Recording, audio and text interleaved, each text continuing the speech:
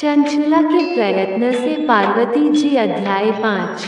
चंचला के प्रयत्न से पार्वती जी की आज्ञा पाकर तुम्बरु का विंध्य पर्वत पर शिव पुराण की कथा सुनाकर बिंदुक का पिशाचियों से उद्धार करना तथा उन दोनों दंपतियों का शिव धाम में सुखी होना। सुच्ची बोले शौनक। एक दिन परमानंद में मग्न हुई चंचुला ने उमा देवी के पास जाकर प्रणाम किया और दोनों हाथ जोड़कर वह उनकी स्तुति करने लगी। चंचुला बोली, गिरिराज नंदिनी, स्कंद माताओं ने, मनुष्यों ने सदा आपका सम्मान किया है।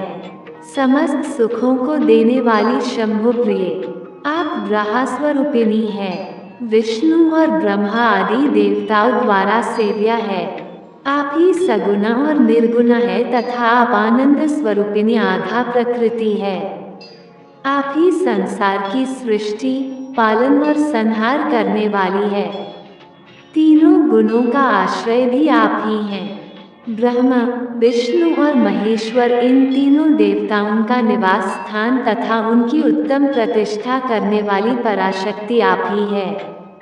अब सूत जी कहते हैं, शौनक, जिसे सद्गति प्राप्त हो चुकी थी, वह चंचुला इस प्रकार महेश्वर पत्नी उमा की स्तुति करके सिर झुकाए चुप हो गई। उसके नेत्रों में प्रेम के आंसू उमा आए थे। तब करुणा से भरी शंकर प्रिया भक्तवत्सला पार्वती देवी ने चंचुला को संबोधित करके इस प्रकार कहा। पार्वती जी बोली, सखी चंचुले सुंदरी, मैं तुम्हारी इसकी हुई स्तुति से बहुत प्रसन्न हूँ। बोलो क्या वर मांगती हो। तुम्हारे लिए मुझे कुछ भी न देने योग्य नहीं है। चंचुला बोली, निष्पाप गिरिराज कुमारी, मेरे पति बिंदु इस समय कहाँ है, उनकी कैसी गति हुई है, यह मैं नहीं जानती। कल्याणमयी दिनवत्सले, मैं अपने उन पतिदेव से जिस प्रकार संयुक्त हो सकूं, वैसा ही उपाय कीजिए। महेश्वरी, महादेवी, मेरे पति एक शूद्र जातीय वेश्या के प्रति आसक्त थे और पाप में ही डूबे रहते थे। उनकी मौत मुझसे पहले हो गई थी, न जाने वे किस गति को प्राप्त हुए। गिरिजा बोली, बेटी, तुम्हारा बिंदुक नाम वाला पति बड़ा पापी था। उसका अंतःकरण बहुत ही दूषित था। वेश्या का उपभोग करने वाला वह महामूढ़ मरने के बाद नरक में पड़ा अनगिनत वर्षों तक नरक में नाना प्रकार के दुख भोगकर वह पापात्मा अपने शेष पाप को भोगने के लिए विंध्य पर्वत पर पिशाच बन के बैठा है। इस समय वह पिशाच अवस्था में है और नाना प्रकार के क्लेश उठा रहा है। वह दुष्ट वहीं वायु पीकर रहता और वहीं सदा सब प्रकार कष्ट सहता है। अब सूत जी कहते हैं, शौनक, गौरी देवी की यह बात सुनकर उत्तम व्रत का पालन करने वाली चंचुला पति के महान दुख से दुखी हो गई। फिर मन को स्थिर करके उस ब्राह्मण पत्नी ने व्यथित हृदय से महेश्वरी को प्रणाम करके पुनः पूछा। चंचुला बोली, महेश्वरी महादेवी, मुझ पर कृपा कीजिए और दूषित कर्म करने वाले मेरे उस दुष्ट पति का अब उद्धार कर दीजिए। देवी, कुत्सित बुद्धि वाले मेरे उस पापात्मा पति को किस उपाय से उत्तम गति प्राप्त हो सकती है, ये शीघ्र बताइए।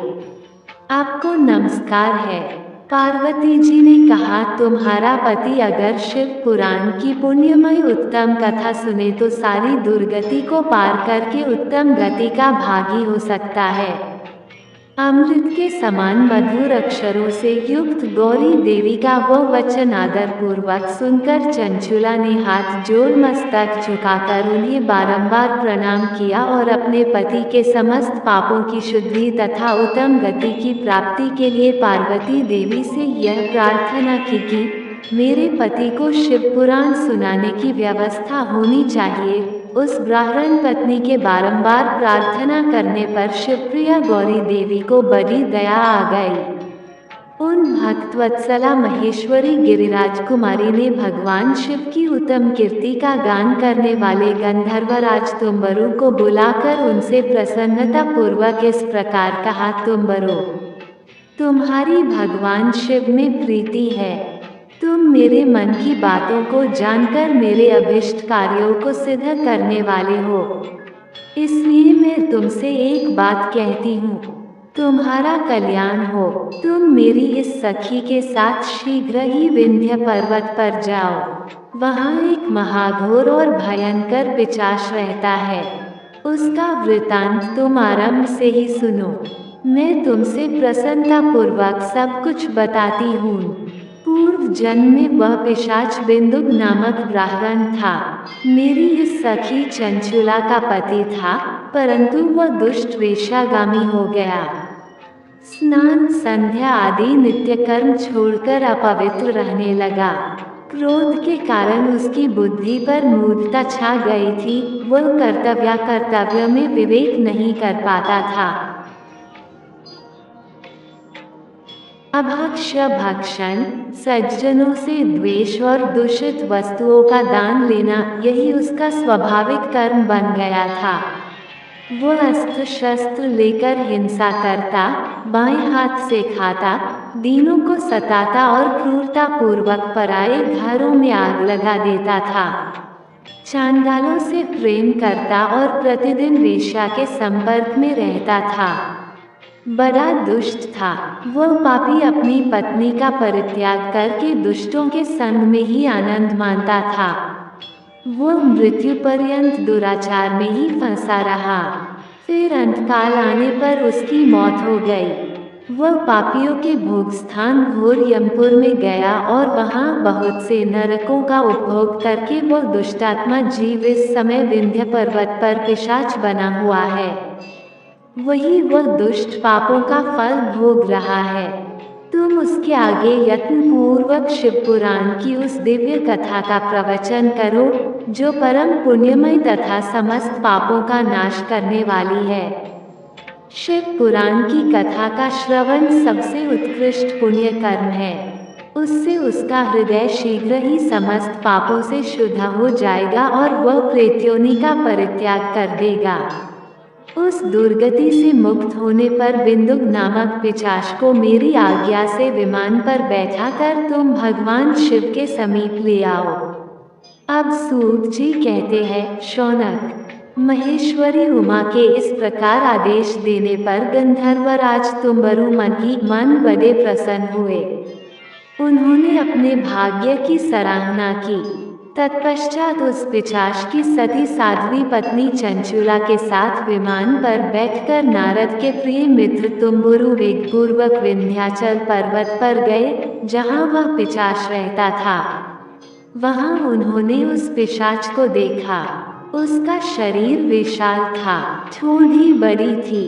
वह कभी हंसता, कभी रोता, कभी उछलता था। उसकी आकृति बड़ी विकराल थी।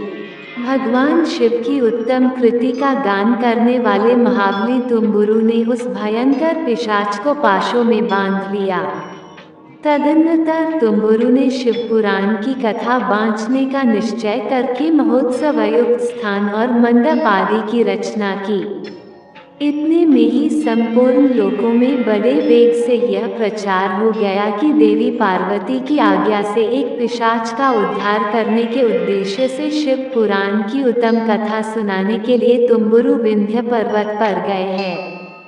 फिर तो उस कथा के सुनने के लोभ से बहुत से देवर्षि भी शीघ्र ही वहां जा पहुँचे। आदर पूर्वक शिव पुराण सुनने के लिए आए हुए लोगों का उस पर्वत पर बड़ा अद्भुत और कल्याणकारी समाज जुट गया। फिर तुम्बुरु ने उस पिशाच को पासों में बांधकर आसन पर बिठाया और हाथ में वीणा लेकर गौरीपति की कथा का आरंभ किया। पहली अर्थात विदेश्वर संहिता से लेकर 7वीं वायु संहिता तक महात्म्य सहित शिव पुराण की कथा का उन्होंने स्पष्ट वर्णन किया। 7 संहिताओं सहित शिव पुराण का आदर पूर्वक श्रवण करके वे सभी श्रोता पूर्ण रूप से कृतार्थ हो गए। उस परम पुण्यमय शिव पुराण को सुनकर उस पिशाच ने अपने सारे पापों को धोकर उस पैशाचिक शरीर को त्याग दिया। फिर तो शीघ्र ही उसका रूप दिव्य हो गया, अनकौंती गौर वर्ण की हो गई। शरीर पर श्वेत वस्त्र तथा सब प्रकार से सुशोभित आभूषण उसको अंगों को उद्भासित करने लगे। वह त्रिनेत्रधारी चंद्रशेखर रूप हो गया।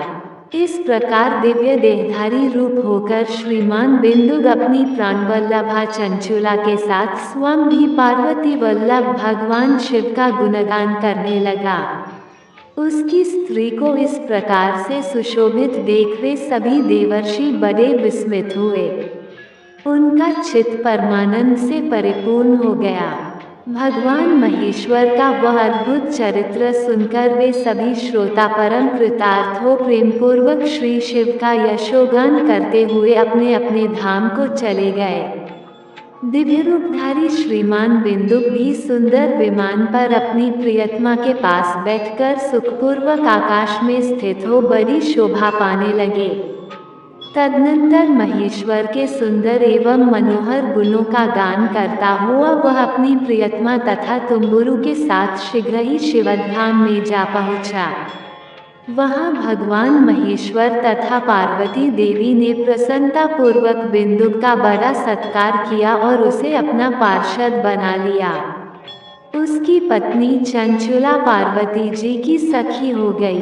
उस घनीभूत ज्योति स्वरूप परमानंदमय सनातन धाम में अविचल निवास पाकर वे दोनों दंपति परम सुखी हो गए।